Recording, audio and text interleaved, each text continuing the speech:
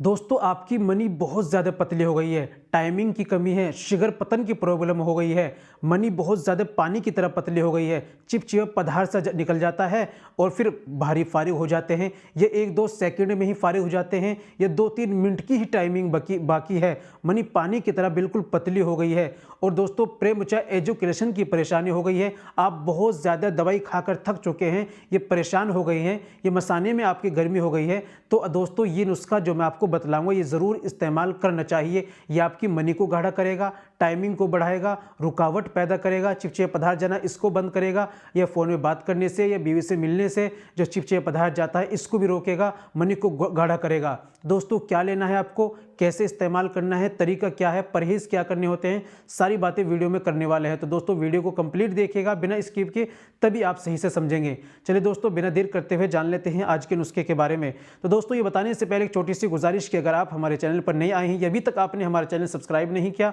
तो जल्दी से चैनल को सब्सक्राइब कर दें, बेल आइकन पर ऑल पर प्रेस कर दें। दोस्तों वीडियो को प्यार से लाइक कर दें और हाँ अगर फेसबुक पर देख रहे हैं चैनल को फॉलो जरूर कर लीजिएगा। चलिए शुरू करते हैं, जान लेते हैं आज के नुस्खे के बारे में।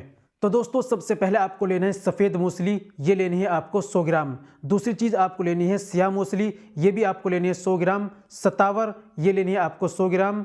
छोटी हरी इलायची ये भी लेनी है आपको 100 ग्राम। अश्वगंधा ये भी लेनी है आपको 100 ग्राम। इसके अंदर धागे वाली मिश्री लेनी है आपको 200 ग्राम।